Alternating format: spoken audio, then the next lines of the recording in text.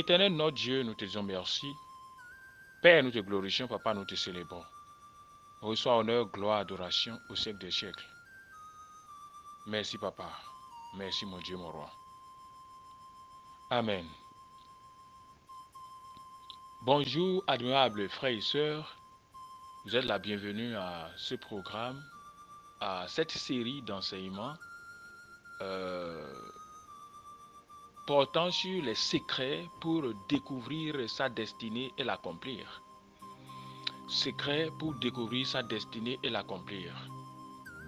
Je le dis et je ne le dirai pas assez. L'un des plus gros fardeaux ou l'un des plus grands regrets que je peux enregistrer ou je peux constater, c'est bien évidemment des vies qui n'ont pas de but.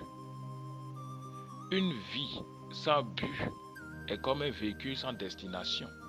On a bu brûler de carburant, mais cela ne sert à rien. Je ne sais pas si quelqu'un comprend. Une vie sans but ou sans une destinée précise est comme un véhicule ou un navire sans destination. On a beau brûler de carburant, la carrosserie de la voiture a beau être jolie, mais cela ne sert à rien parce que ça n'aboutira à rien. Tu es ici, pas le fruit d'un hasard. Tu n'es pas le fruit d'un Big Bang. Tu es ici pour accomplir une destinée. C'est ce que je veux te dire au cours de cet enseignement-ci, de cette série. Je veux te démontrer que tu es ici avec un plan précis. La raison pour laquelle tu te plains de la vie, la raison pour laquelle tu es frustré, la raison pour laquelle tu as l'impression de ce que quelqu'un te dépasse, la raison pour laquelle tu as cette satisfaction au fond de toi et que tu ne sais pas ce pourquoi tu es venu ici. Le jour où tu vas découvrir ce pourquoi tu es là et que tu es sur le chemin d'arriver à cette destinée promise, à cette destinée glorieuse, à cette terre promise pour toi, et la vie change, le bonheur même a de sens, la vie même a de sens. Tu comprends le sens du véritable bonheur et de la réussite. La réussite telle que décrit et la réussite et le bonheur tel que décrit par le monde ne sont pas en réalité ce que le monde l'appelle. C'est juste une photocopie. La vraie réussite et le vrai bonheur se trouve dans le cœur de celui qui a découvert le chemin que Dieu avait prédestiné pour lui dès avant la fondation du monde, avant qu'il ne soit tissé dans le sein de sa mère. Et ce à quoi je veux que tu travailles. Avant que tu ne sois mis dans le sein de ta mère, il y avait déjà un plan. Tu es un esprit. On a formé le corps qu'on a mis dans le ventre de ta mère. Mais ton esprit avait déjà enregistré avait déjà été façonné d'abord depuis l'éternité. On a attendu simplement une saison où tu dois apparaître sur la terre des vivants pour qu'on t'introduise ici. Donc quand on t'introduisait, on n'introduisait pas seulement le corps, on introduisait l'esprit qui portait depuis l'éternité le but principal pour lequel tu es né. Et tant que tu ne vas pas découvrir ça, tu n'es pas dans le repos. Le monde peut faire semblant, peut donner l'impression qu'il y a quelque chose qui bouge. Mais tant que vous ne découvrez pas la destinée, vous n'êtes pas au repos. Alléluia. Praise God. Praise Jesus Christ. Ce n'est donc pas surprenant que dans les pays les plus développés du monde, on n'enregistre plus de suicides. Pourquoi? La vie ne se résume pas au matériel. La vie ne se résume pas à ce qu'on voit. La vie se résume à un appel profond qui est de vous, un appel profond de l'intérieur de vous. Et tant que vous n'allez pas donner satisfaction à cet appel, vous n'avez pas le repos. Donc, l'accumulation de biens et des relations n'est pas la solution au problème du monde. Le problème du monde se trouve dans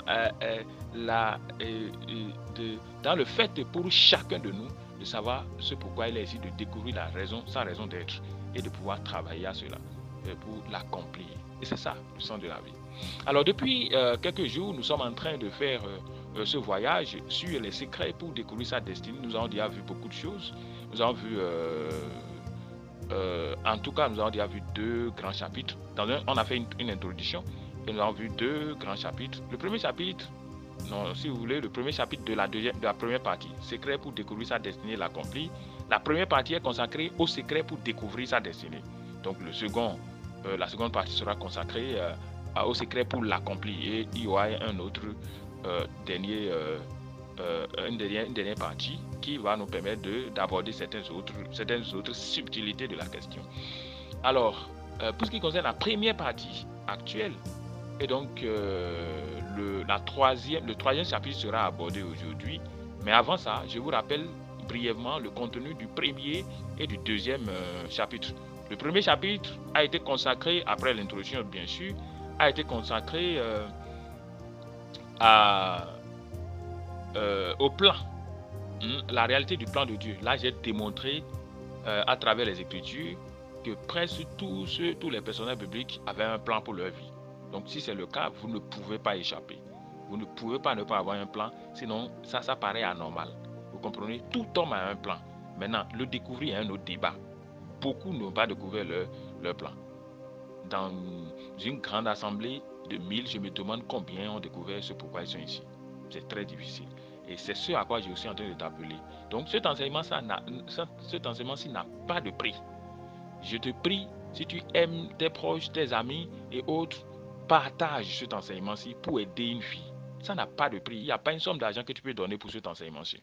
Donc partage ça. Si tu m'écoutes par le moyen de YouTube, c'est le moment de t'abonner aussi pour que tu aies la notification dès que nous faisons une nouvelle publication. Et pour que, bien évidemment, on puisse proposer cet enseignement-ci à un plus grand nombre de personnes. Donc, ne manque pas de t'abonner et de partager, de liker, de commenter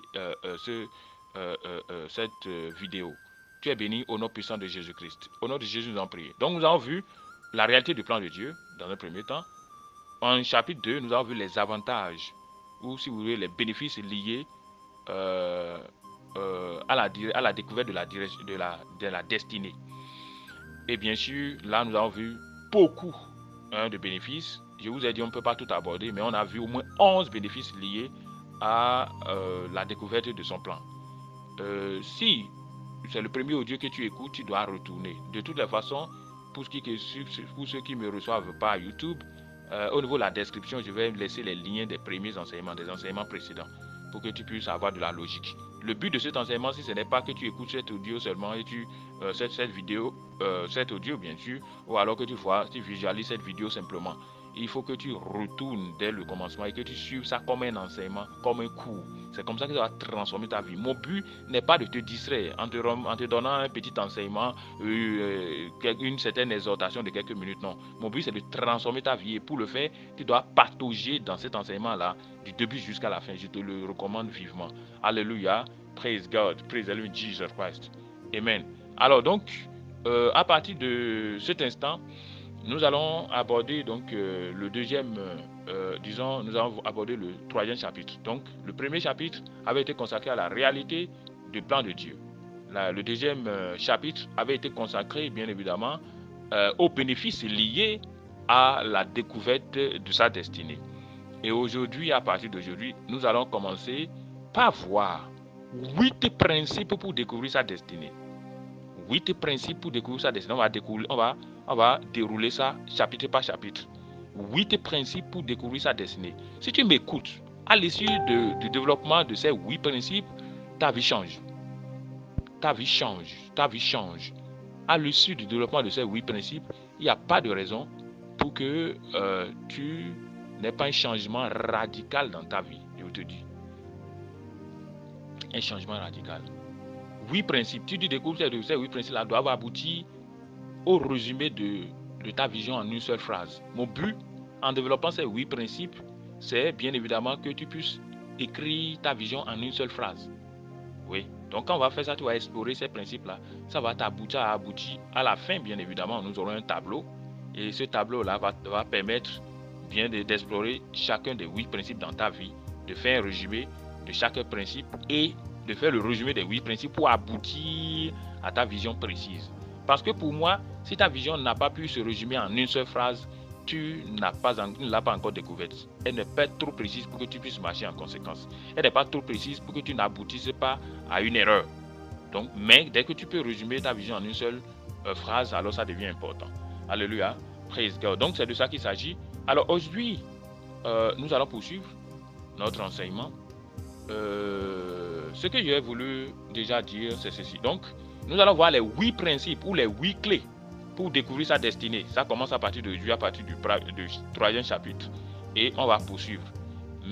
Le premier principe pour découvrir sa destinée, c'est le principe de la prophétie. La prophétie. Si tu veux découvrir ta destinée, en fait, la vérité, c'est ceci. Ta destinée est déjà prédestinée. Ta destinée est connue au surnaturel. Sauf que toi, tu as des difficultés à découvrir ça. Donc, je vais te remettre certaines clés qui vont permettre de réunir certains éléments qui sont déjà présents dans ta propre vie pour pouvoir découvrir, résumer ta destinée. Oui, il y a des éléments épars de sa destinée dans ta propre vie, autour de toi déjà. Donc, ce qu'on va faire, on va réunir ça. Mon problème à moi, c'est que j'ai été élevé pour t'aider à pouvoir mettre en ordre ces événements incohérents apparemment qui sont autour de ta vie. On va lui donner une cohérence qui va te permettre, bien évidemment, de pouvoir donner un sens à ta propre vie. Sinon, Dieu a déjà parlé beaucoup sur ta destinée, sauf que tu n'as pas la précision. Donc moi, j'ai été élevé exprès. Ma destinée consiste à t'aider à découvrir ta destinée. J'ai été appelé pour ça. C'est mon appel. Alléluia. Amen. Praise God. Praise Jesus Christ. Et je prie Dieu de te permettre de découvrir ta propre destinée parce que plusieurs personnes sont en train de t'attendre, sont en train d'errer parce que tu ne t'es pas manifesté. Ils ont du mal à découvrir leur propre destinée. Je prie pour toi en cette saison-ci. Qu'à l'issue de cet enseignement-ci, oui, les écailles sur tes yeux tombent. Et tu découvres la raison pour laquelle tu es ici. Au nom de Jésus, tu n'es pas sur la terre des vivants. Oui, sans accomplir ce pourquoi tu es ici. Au nom puissant de Jésus. Au nom de Jésus, nous allons prier. Alors, donc le premier principe, ou la première clé, ou alors le premier P pour découvrir ta destinée, c'est bien évidemment la prophétie. Alors, c'est quoi la prophétie? Je définis simplement, il y a beaucoup de définitions, mais au sens strict, dans le contexte de mon enseignement, la prophétie peut être comprise comme une révélation que Dieu donne sur un homme, un groupe d'hommes ou sur une chose au sujet de l'avenir. La prophétie, c'est ça. Alors, ce que je veux te dire est ceci. Déjà, si Dieu veut que tu fasses quelque chose, il a déjà donné la prophétie. Ça peut être une autre personne qui te donne une révélation sur ton avenir, ou alors c'est toi-même qui a déjà reçu une révélation sur l'avenir. Sauf que tu n'as pas fait attention. Je ne sais pas si tu comprends un peu. Tu n'as pas fait attention. Mon but à moi, c'est de t'aider à sortir ces révélations-là, leur donner de l'ordre, ces rêves que tu as eus, ou bien ce que ta maman t'a dit, ou bien ce qu'un prophète avait dit en temps. Comment mettre de l'ordre dedans pour que tu puisses découvrir. Dedans, il y avait déjà des éléments qui doivent te permettre de savoir ce pourquoi tu es sur la terre des vivants. Mais tu n'as pas fait attention. Mais moi, j'ai été appelé pour rassembler ces choses-là, pour te permettre d'avoir de l'ordre, de la logique, qui puisse te permettre de pouvoir résumer ton appel en une seule phrase. C'est ce à quoi je suis appelé. J'espère que tu es en train de recevoir quelque chose.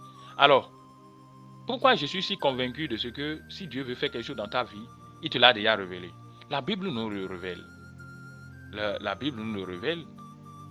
Voici ce que la Bible dit dans le livre de Amos 3, 7. La Bible nous dit que Dieu ne fait rien sans en révéler le secret à ses serviteurs, les prophètes. Donc Dieu n'a jamais fait quelque chose. Il n'est pas permis à Dieu de faire quelque chose sur la terre ici sans le révéler d'avance. C'est un principe. Ça veut dire quoi? Ça veut dire que s'il veut faire quelque chose dans ta vie, il doit impérativement le révéler. Pas soit par un prophète, soit par tes parents, soit par ta mère. C'est pourquoi pour certains, avant que certaines personnes naissent, leurs parents ont déjà une révélation. Il y a un ange qui leur est apparu ou bien il y a... Demandez, posez des questions à vos mamans. Vos mamans ont beaucoup à dire sur vous. Oui, pour certains. Vous avez compris? Pour d'autres, c'est vous-même qui avez de révélations sur vous. Dieu n'est pas permis d'intervenir sur la terre des vivants sans avoir révélé ce qu'il veut faire. Il n'est pas permis de faire quelque chose ici sans l'avoir révélé. Il ne fera jamais ça, c'est un principe. Dieu ne fait rien sans en révéler le secret à ses serviteurs, les prophètes. Donc, le premier prophète de ta vie, c'est toi. Donc, si Dieu veut faire quelque chose, il doit pouvoir le faire. Au moment où tu n'es pas arrivé à la maturité, il le révélera à ton papa ou à ta mère. Ou alors, c'est à un prophète qui le dira. Donc, le problème, c'est que tu ne fais pas attention, tu n'as pas fait de cohérence, tu n'as pas mis ces choses-là et ensemble pour pouvoir aboutir à la découverte de ce pourquoi tu es ici. Donc mon travail à moi, c'est de t'aider à faire en sorte que les écailles tombent de tes yeux, afin que tu puisses savoir ce pourquoi tu es ici, à travers les visions, à travers les songes, à travers les rêves et autres révélations que tu as reçues. Donc la révélation peut venir d'un prophète, ça peut venir de tes parents, ça peut venir d'un proche, ça peut venir de toi-même. Et il est surtout toi-même. Pour toi, c'est tellement sûr que tu auras ça, parce que tu es le premier prophète de ta vie.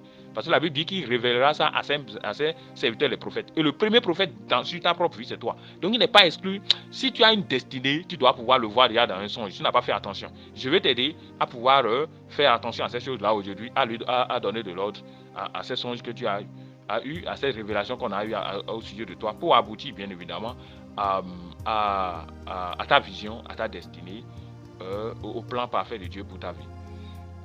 Nous allons explorer les Écritures et établir d'abord que presque tous les serviteurs de Dieu avaient une révélation sur leur avenir.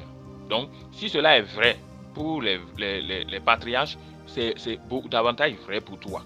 Donc, nous allons essayer de voir quelques passages bibliques et nous allons nous étendre un peu là-dessus, parce que ça doit être formel dans ta tête que Dieu t'a déjà révélé ce pourquoi tu es ici, ou il le fera.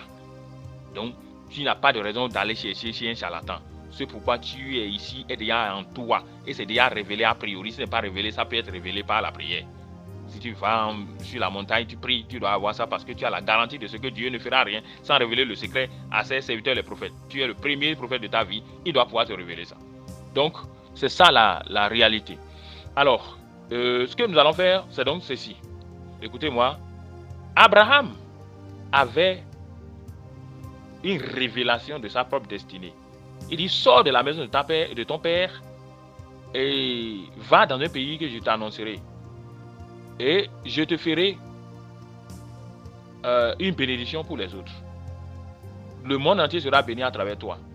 Il est en train de dire, ta descendance, en tout cas Jésus-Christ, à travers toi, va descendre une descendance qu'on appelle surtout Jésus et qui va bénir tout le monde entier.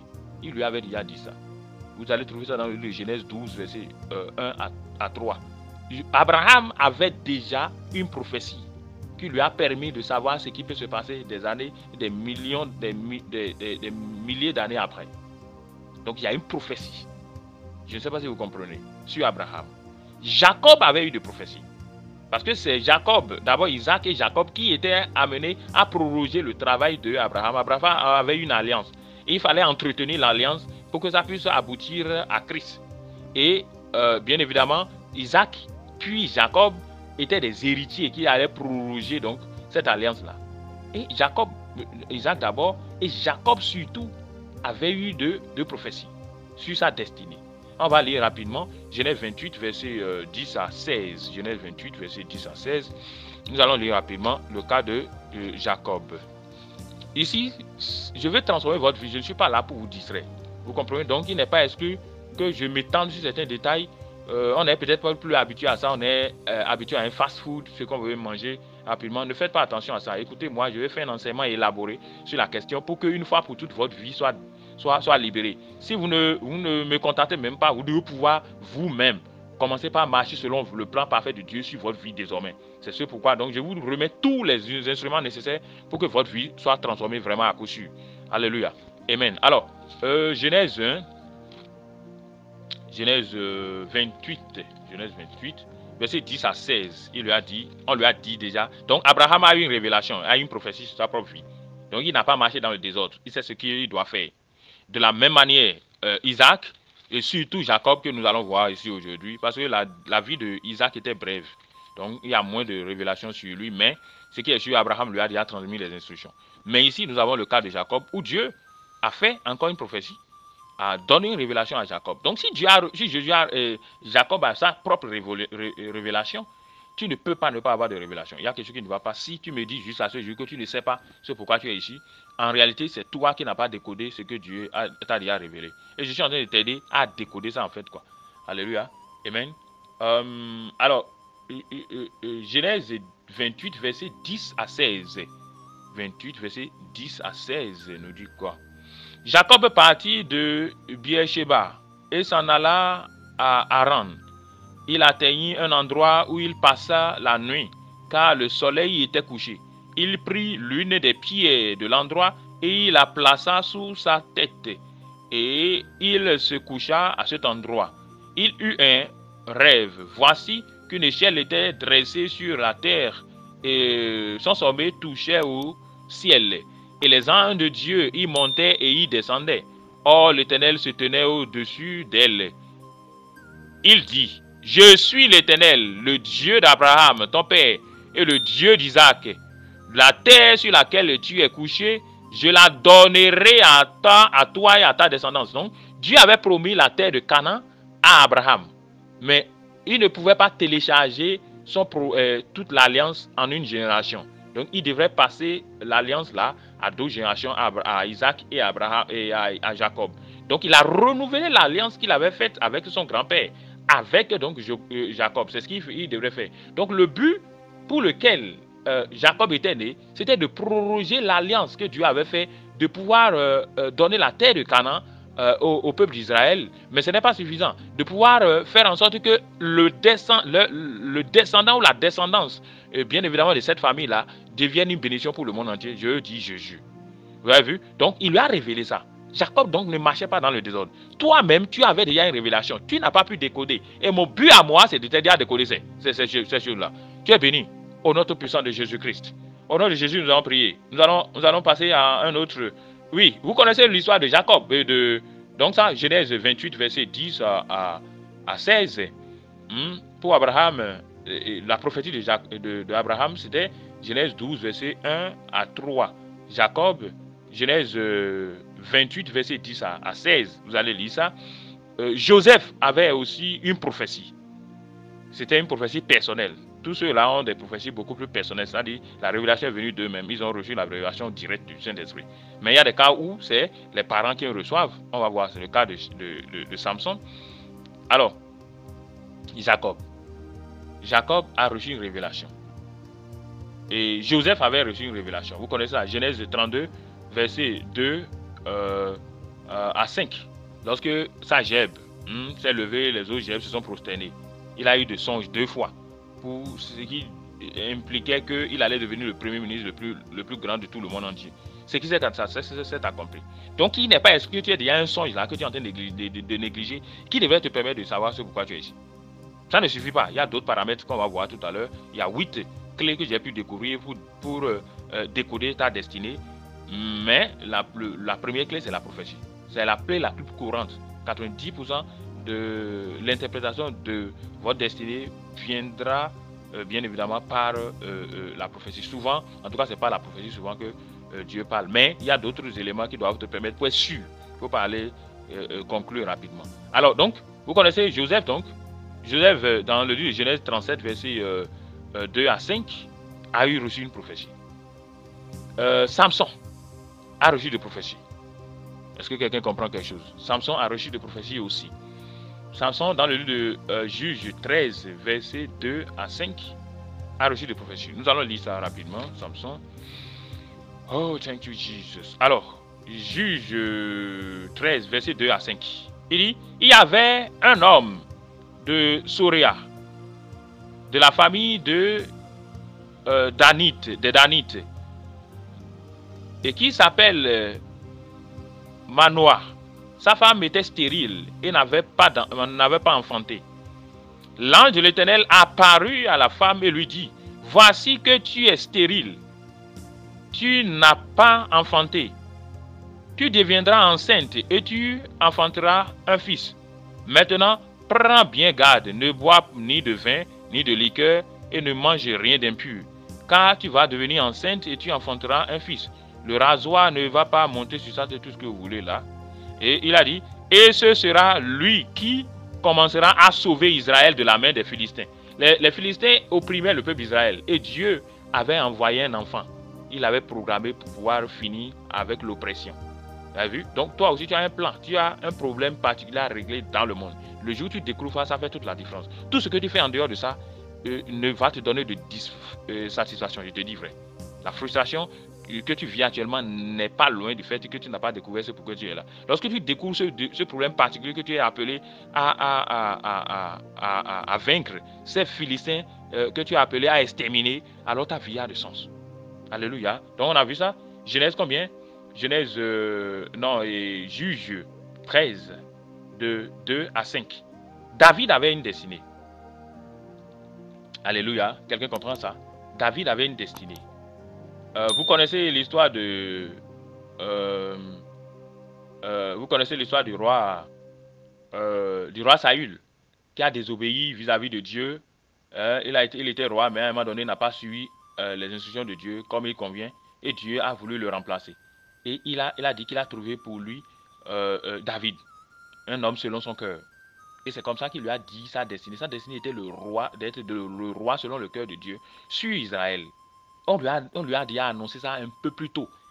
Hein? Vous aurez constaté que dans le cas de Samson, c'est plutôt ses parents qui ont eu la révélation. Et on lui a expliqué ça. Donc, il se peut que ce soit vous, ou vos parents, ou un proche, ou un prophète qui a la révélation. Peu importe. Pourvu que vous soyez sûr que la source est de Dieu. Est-ce que vous comprenez ça? Il y a les mauvais songes, il y a les songes qui ne sont pas de Dieu. Soyez sûr que c'est de Dieu. Et ça suffit, ça peut être un élément important pour pouvoir déterminer votre avenir. Donc, c'était le cas avec Samson, qui était conscient de ça et qui a accompli dans sa destinée. Bon, même s'il a quelques obstacles, mais il s'était conformé au début. Alléluia. Donc, David aussi avait une destinée. C'était de devenir le roi d'Israël, mais selon le cœur de Dieu. Quelqu'un comprend ça? Alléluia. Donc, 1 Samuel 16. 1 Samuel 16, nous allons lire ça et clôturer pour aujourd'hui. Mais suivez-moi, c'est un enseignement qui c'est tellement important qu'il faut y consacrer du temps. J'espère que vous me comprenez. Alléluia. Alors, un roi, non, je veux dire 1 Samuel 16. 1 Samuel 16. 1 Samuel 16. À partir du verset 1. L'Éternel dit à Samuel, jusqu'à quand porteras-tu le deuil sur Saül? Moi, je l'ai rejeté, afin qu'il ne règne plus sur Israël. Remplis ta corne d'huile et va. Je t'envoie vers Haï de Bethléem, car j'ai vu un roi pour moi parmi ses fils. Vous avez compris ça? Donc on parlait de David. C'est vrai qu'il y a eu beaucoup de problèmes quand Saül est allé à la maison. On a montré tous les enfants de la maison, mais c'est vrai que Samuel, je veux dire, le prophète, n'a pas trouvé l'enfant dont il est en train de, dont on parle. Hein? Il a insisté, on est allé amener l'autre qui était au champ, qui était en train de faire paître les animaux. Et c'est ainsi qu'il a découvert, il a oint. Donc il lui a annoncé naturellement ce qu'il allait devenir. Donc il n'est pas exclu qu'un prophète t'ait déjà dit ce que tu allais devenir, mais tu l'as ignoré. Et tu t'es promené pendant plus de 10 ans aujourd'hui sans passer dans ce sens-là. Et du coup, ta vie est une frustration. C'est ce qu'il faut faire.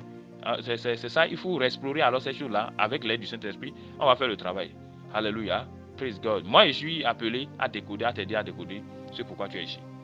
Alléluia. Donc, 1 Samuel 16, verset 1 et verset 12 à 13 aussi. Ésaïe l'envoya chercher. Or, il était roux et tout ce que vous voulez. Lève-toi, parce que Dieu, l'Éternel dit à Samuel, lève-toi, donne-lui l'onction, car c'est lui. Samuel prit la corne de l'huile et l'éloignit au milieu de ses frères. L'Esprit de Dieu s'empara de lui à partir de ce jour et après. Samuel se leva et s'en alla à Rama. Donc il est devenu roi, comme ça il a reçu l'onction pour devenir roi. N'oubliez pas que c'est une prophétie. Il a dit, tu deviendras le nouveau roi. Donc il n'est pas exclu qu'un prophète t'ait déjà dit ce que tu allais devenir, mais tu as négligé. C'est super important. Nous allons voir un dernier cas pour aujourd'hui. Et je crois que c'est la fois prochaine, on va continuer avec la prophétie, le chapitre 3 là, sur la prophétie. Alors, vous connaissez l'histoire de Jérémie. Hein? Jérémie qui disait... à qui Dieu a révélé directement aussi. Donc il avait reçu une révélation directe du Saint-Esprit et Dieu lui disait qu'il allait devenir prophète des nations. Vous avez compris ça? Donc, soit la révélation, la prophétie vient d'un prophète, soit ça vient d'un proche, soit ça vient de tes parents, mais nos mamans surtout ont beaucoup à nous dire. Parlez un peu avec eux. Généralement, nos mamans ont beaucoup de choses à nous dire. Et vous aussi, Dieu ne peut pas faire quelque chose de grand dans votre vie sans vous le révéler dans le secret. Maintenant, vous pouvez ne pas décoder ça. Et c'est pour ça qu'il m'a envoyé. Parce que Dieu est peiné de donner des signaux à ses enfants qui n'arrivent pas à décoder. Il m'a envoyé, il m'a suscité exprès pour pouvoir décoder ces signaux-là et transformer à coup sur ta vie. Et c'est ce que nous allons faire. Donc, je vais révéler le cas de Jérémie et nous allons clôturer pour aujourd'hui. Et la fois prochaine, nous allons poursuivre. Alléluia. Praise God. Praise Jesus Christ. Amen. Jérémie 1, verset 5. Vous connaissez le verset. C'est très connu, c'est répandu, mais les gens ne comprennent pas trop le contexte. Alors, Jérémie 1, verset 5. Jérémie 1, verset 5. Jérémie 1, verset 5. Alors, c'est bon. Alors, il dit, la parole de l'Éternel me fut adressée en ces mots. Avant que je ne te forme dans le ventre de ta mère, je te connaissais. Avant que tu ne sortes de son sein, je t'ai établi. Je t'avais établi prophète pour les nations. Vous avez compris? Donc, sa destinée était de devenir prophète des nations. Mais il le savait. Il lui avait dit ça avant que cela ne se concrétise. Donc, qu'est-ce que Dieu t'a dit dans le secret? Est-ce que c'est par un prophète que Dieu t'a annoncé cette chose comme il a fait pour David? Est-ce que c'est par tes parents que Dieu l'a fait comme pour Samuel? Est-ce que c'est de façon personnelle que tu as reçu la révélation comme dans le cas de Jérémie, dans le cas de Jacob, dans le cas d'Abraham? Mais tu dois pouvoir savoir ce pourquoi. Donc à partir de cet instant, on va continuer le travail, mais fais-moi le répertoire des révélations que tu as au sujet de ton avenir. Et on va pouvoir, avec ça, on va décoder ce qu'il est question de retenir par rapport à ton avenir. N'oublie pas que c'est une seule clé, ça, hein, le seul P qu'on est en train de voir. On va finir ça la fois prochaine et on pourra passer à d'autres P. Tu es béni au nom puissant de Jésus-Christ. Alors, avant qu'on se sépare, n'oublie pas de t'abonner. Si tu m'écoutes par YouTube, n'oublie pas de t'abonner pour que tu puisses avoir la notification parce que tu dois avoir toute la suite de l'enseignement si ton sujet ne sera pas béni. Alléluia. Donc, c'est une cohérence. Et tu dois s'assurer que tu as tout écouté tout l'enseignement. Parce que le temps que nous avons passé à l'école à entendre certaines bêtises, il y a du bon dedans, hein, mais il y a des moments où les enseignements que nous avons entendus, il y en a du désordre, il y a du désordre dedans. Mais si on avait perdu ce temps-là à nous consacrer à des choses essentielles comme celle-ci, on aura déjà beaucoup évolué. Mais malheureusement, nos enseignements humains ont été mêlés de beaucoup de déchets. Alléluia. Mais Dieu est en train de te donner la révélation actuellement et ta vie change. Alors, abonne-toi, partage tout ceci avec les frères que tu aimes bien. Fais des commentaires, like, et ça fait toute la différence. Seigneur, je prie pour ton enfant. N'oublie pas que je vais laisser aussi les liens des enseignements précédents en description.